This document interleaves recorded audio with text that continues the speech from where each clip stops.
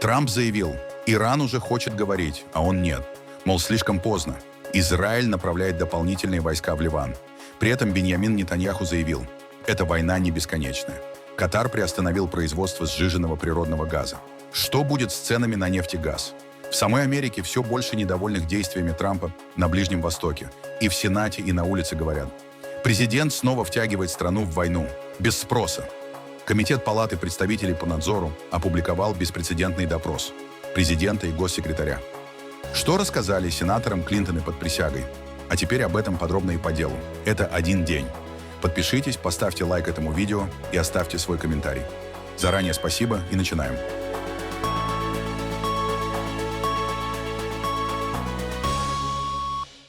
Ситуация вокруг Ирана продолжает обостряться.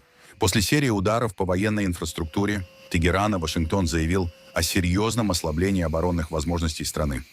На фоне сообщения о попытках выйти на переговоры президент США Дональд Трамп написал, что считает дипломатическое окно закрытым и настаивает на продолжении давления. Их противовоздушная оборона, ВВС, ВМС и руководство уничтожены. Они хотят переговоров. Я сказал, слишком поздно. В Тегеране ответили резко. Министр иностранных дел Ирана Аббас Аракчи заявил, что США вступили в конфликт по собственному выбору и в интересах Израиля. Господин Рубио признал то, что мы все знали. США вступили в войну по собственному выбору в интересах Израиля. Никакой так называемой иранской угрозы никогда не существовало. Следовательно, пролитие как американской, так и иранской крови лежит на сторонниках принципа «Израиль прежде всего». Американский народ заслуживает лучшего и должен вернуть себе свою страну.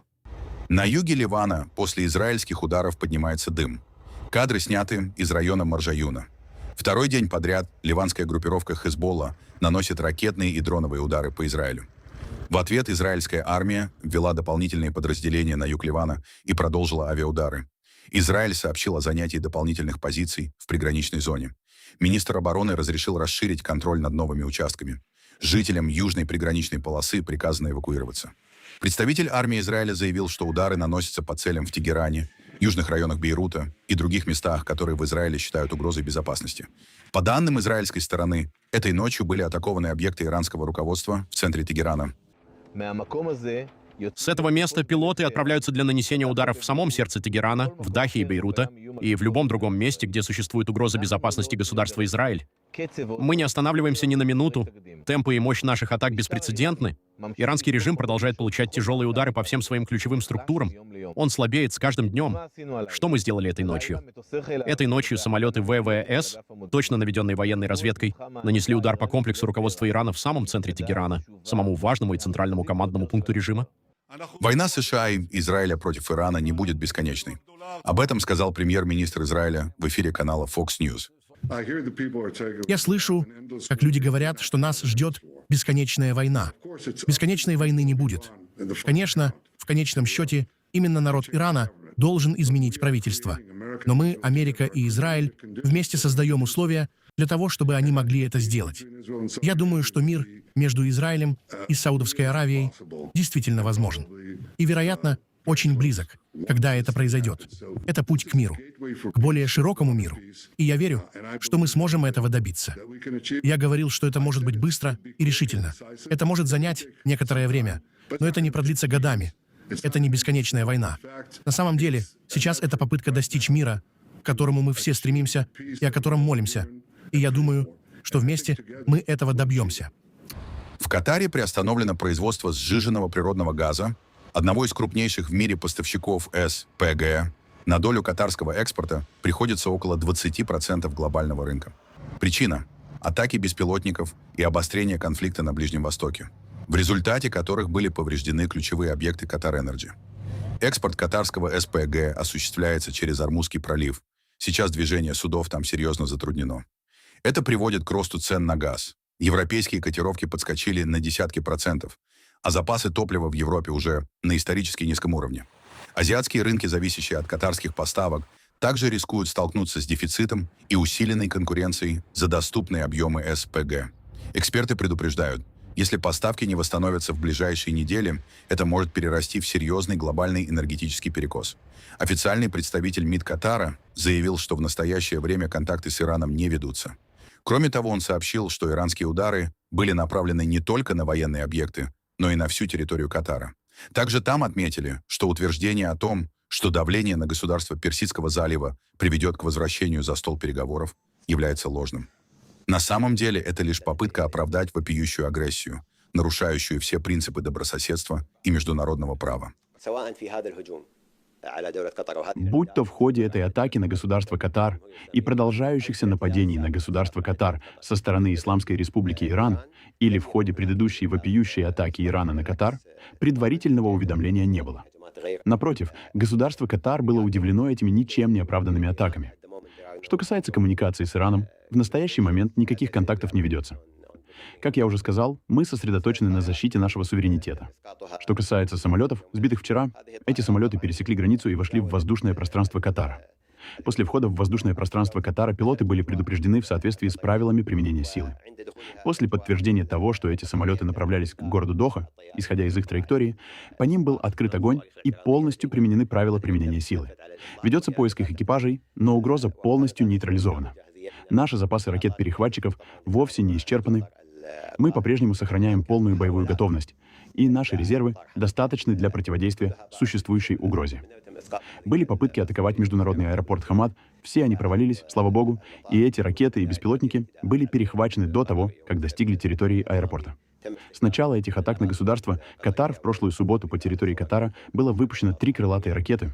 Все они были перехвачены. 101 баллистическая ракета, из которых 98 были перехвачены. 39 беспилотников, из которых 24 были перехвачены. 2 истребителя вошли в воздушное пространство Катара и также были перехвачены и сбиты. Посольство США в Эр-Рияде подверглось атаке 2 беспилотников, что привело к небольшому пожару. Об этом сообщило во вторник 3 марта государственное телевидение Саудовской Аравии. Также Министерство обороны Королевства подтвердило атаку дронов в публикации в X, ссылаясь на предварительную оценку. Официальный представитель Министерства обороны, генерал-майор Турки Аль-Малики, сообщил, что посольство США в столице Эр-Рияде стало целью атаки с использованием 2 беспилотников, согласно предварительным данным. Он отметил, что в результате инцидента произошел небольшой пожар и зданию был причинен незначительный материальный ущерб. Президент США Дональд Трамп резко раскритиковал ядерную сделку с Ираном, заключенную при Бараке Обаме, назвав ее самой опасной сделкой в истории страны. В своей публикации в социальной сети Truth Social он заявил, что выход из соглашения предотвратил появление у Ирана ядерного оружия. Заявление прозвучало на фоне обострения ситуации на Ближнем Востоке. Если бы я не прекратил ужасную ядерную сделку Обамы с Ираном, у Ирана уже 3 года назад появилось бы ядерное оружие. Это была самая опасная сделка, в которую мы когда-либо вступали, и если бы ей позволили сохраниться, мир сегодня был бы совершенно другим. Можете винить Барака Хусейна Обаму и сонного Джо Байдена. Спасибо президенту Трампу. МАГАТЭ подтвердила удары по зданиям на ядерном объекте в Натанзе. Агентство проанализировало полученные спутниковые снимки и установило, что повреждения получили здания на входе в подземный завод по обогащению урана. При этом МАГАТЭ отмечает, что каких-либо последствий с точки зрения распространения радиации не ожидается. Как пишет агентство в сети X, дополнительных повреждений самой фабрики также не было. Завод по обогащению урана в Натанзе был в значительной степени разрушен в результате предыдущих ударов Израиля и США, нанесенных летом прошлого года. Россия не будет вводить никакие санкции против Америки за нападение на Иран. Это не наши методы, отметил министр иностранных дел Сергей Лавров. Санкции ожидать не приходится. Односторонние санкции никто, насколько я могу судить, против Соединенных Штатов не ведет. Мы, как Российская Федерация, в принципе не являемся сторонниками методов, которые подрывают международные экономические и прочие отношения вопреки уставу Организации Объединенных Наций. Это просто не наш метод. Мы никогда к таким вещам не прибегаем. Но что касается остальных, я просто не вижу интереса использовать этот ресурс, к которому прибегает исключительно сам Запад, прежде всего Соединенные Штаты, ну а в последнее время все больше и больше Европейский Союз. Более того, Владимир Путин передаст Ирану обеспокоенность арабских лидеров по поводу ударов по нефтяной инфраструктуре в регионе. Об этом сообщил пресс-секретарь Кремля Дмитрий Песков. Путин, безусловно, будет прикладывать и прикладывает все усилия для того, чтобы способствовать хотя бы незначительной разрядке напряженности. В этой связи практически со всеми собеседниками вчера речь шла о том, что Путин передаст и глубокую озабоченность в связи с ударами по их инфраструктуре нашим коллегам в Иране, пользуясь возможностью того диалога, который мы поддерживаем с иранским руководством. Также в Кремле утверждают, что не видели доказательств разработки Ираном ядерного оружия. А нынешняя ситуация вокруг Ирана может спровоцировать гонку ядерных вооружений на более широком Ближнем Востоке. Безусловно, самый громкий конфликт, война, по сути дела, сегодняшних дней – это агрессия против Исламской Республики Иран, последствия которой уже ощущаются во всем регионе, включая арабские страны, которые тоже несут издержки и экономические, есть и некоторые человеческие жертвы. Мы считаем необходимым категорически, решительно высказаться в пользу немедленного прекращения боевых действий с чьей бы то ни было стороны, но и в качестве безусловного первого шага надо сделать все, чтобы прекратить любые действия, результатом которых становится жертва среди гражданского населения, будь то в Иране, где в результате удара по школе погибло более 150 девочек, либо в любой другой стране Персидского залива. Ну и сама война. О целях этой войны мы слышим регулярно, но доказательств того, что Иран разрабатывал ядерное оружие, а именно это послужило главным, если не единственным обоснованием войны, мы до сих пор не видим. Есть подтверждение и МАГАТЭ, да и американских профессиональных разведчиков, подтверждение о том, что Иран не производил и не пытался производить ядерное оружие. Эта акция, эта война, которую сейчас развязали против Ирана, она, во-первых, может стимулировать движение в пользу создания ядерного оружия. И не только в Иране. Такое движение тут же появится и в странах, арабских странах, которые соседствуют с Исламской Республикой Иран. Поэтому внешне парадоксальным образом объявленная благородная цель начать войну для того, чтобы не было распространения ядерного оружия, может стимулировать совершенно противоположные тенденции. В Сенате США разгорелся острый спор после ударов по Ирану. Республиканцы заявляют, что действия были необходимы для защиты национальной безопасности, тогда как демократы называют операцию поспешной и несанкционированной, предупреждая о риске новой затяжной войны. Иран также активно наращивает дальность действия и количество своих баллистических ракет и пусковых установок, арсенал, который уже является крупнейшим в регионе. В сочетании с военно-морскими силами, стремящимися угрожать важнейшему морскому торговому пути, очевидно, что Иран представляет серьезную угрозу национальной безопасности Америки, а также безопасности наших союзников и партнеров. Господин президент Трамп и его администрация неустанно добивались дипломатического решения иранской угрозы, однако иранский режим отказался от дипломатических возможностей для деэскалации. И теперь президент принимает меры. Я молюсь за успех миссии и прежде всего за безопасность американских военнослужащих, находящихся в опасности. Господин президент, сегодня многие американцы по всей стране и представители разных политических взглядов задаются вопросом, почему наши войска вновь вовлечены в конфликт на Ближнем Востоке? Именно это интересует американцев.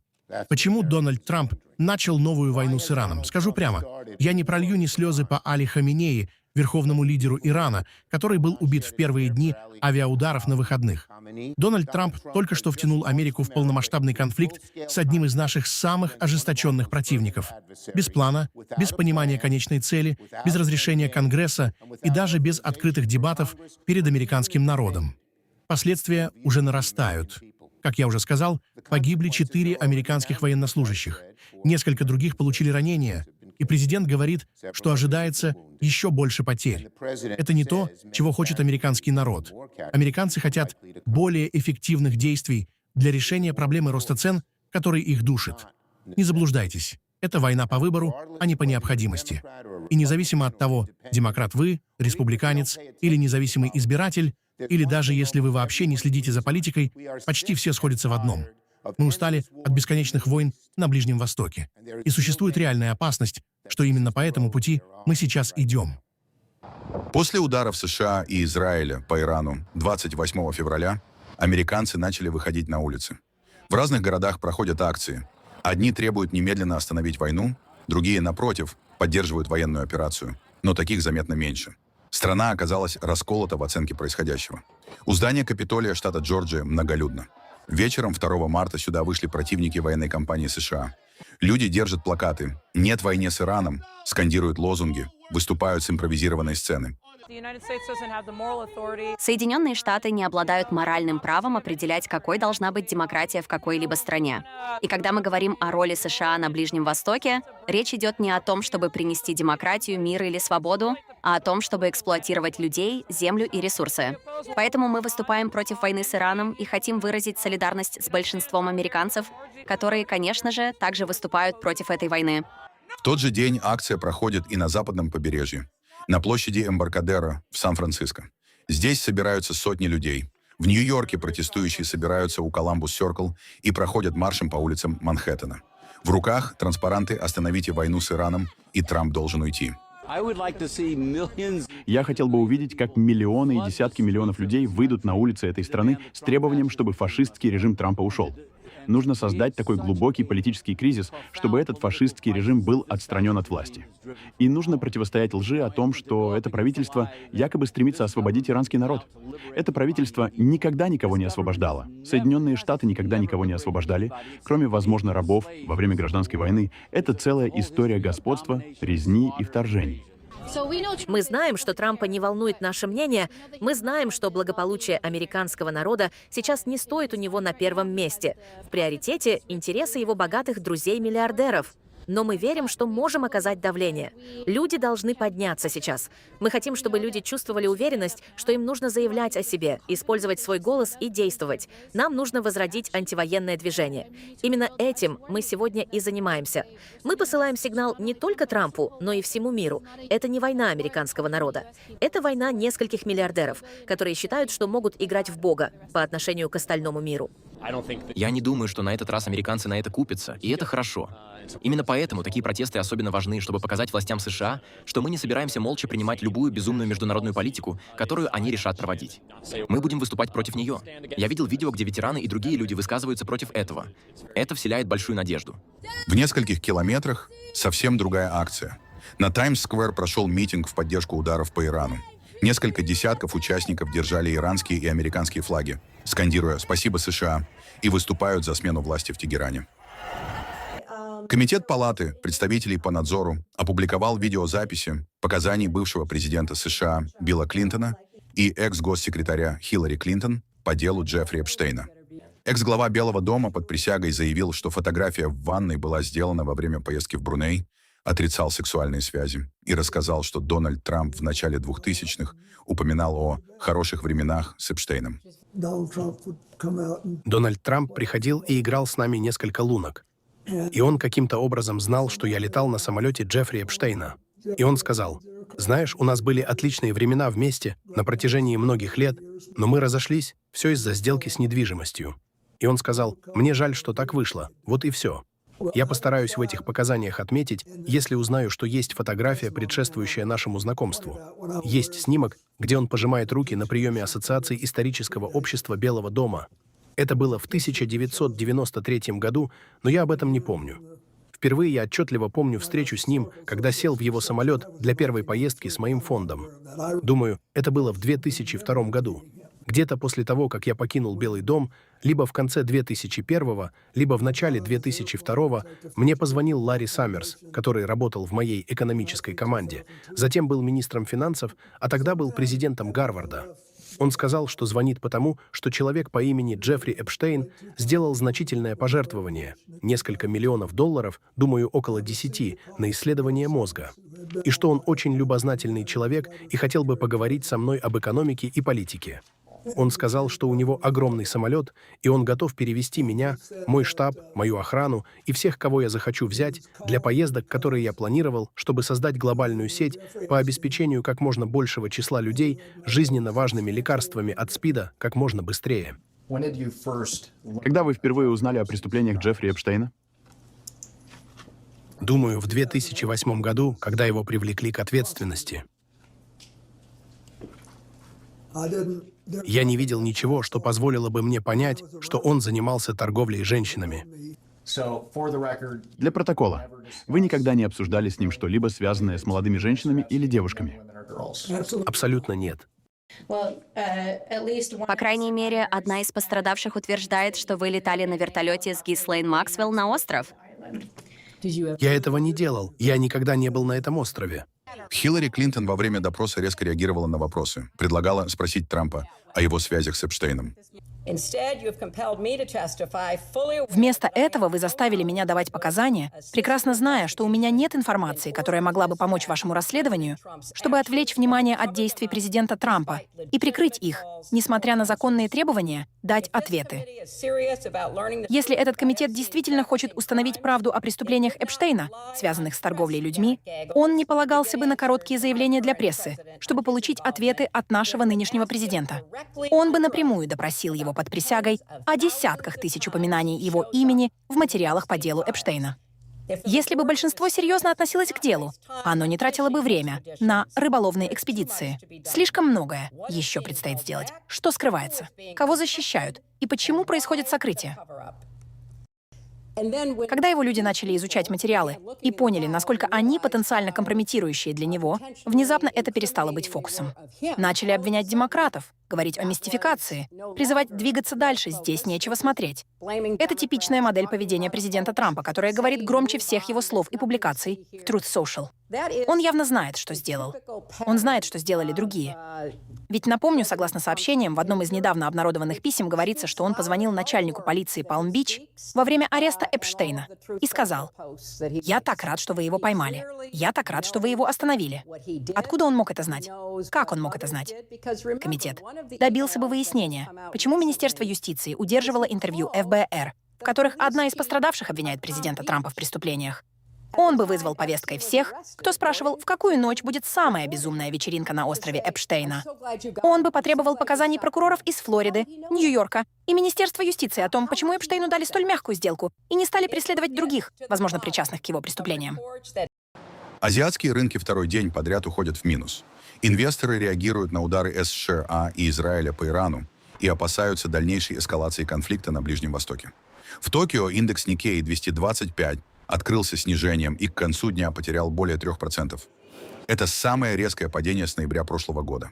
Иена укрепилась на фоне спроса на защитные активы. В Сеуле индекс Коспи обвалился более чем на 7%. Во время торгов сработал механизм временной приостановки операций. Рынок пытались охладить после резкого распродажного давления. В Тайбэе индекс также снизился. Бумаги Taiwan Semiconductor Manufacturing Company, крупнейшего производителя передовых микрочипов, в начале сессии выросли на 5 пунктов, но позже ушли в минус. В Гонконге индекс Hang Seng Index открылся ростом, однако инвесторы сохраняют осторожность. Опасения связаны прежде всего с возможным скачком цен на нефть и риском перебоев в поставках энергии. Финансовые рынки остаются крайне чувствительными к любым новостям с Ближнего Востока. Инвесторы сокращают рисковые позиции и ждут сигналов о том, пойдет ли конфликт дальше или стороны попытаются снизить напряжение.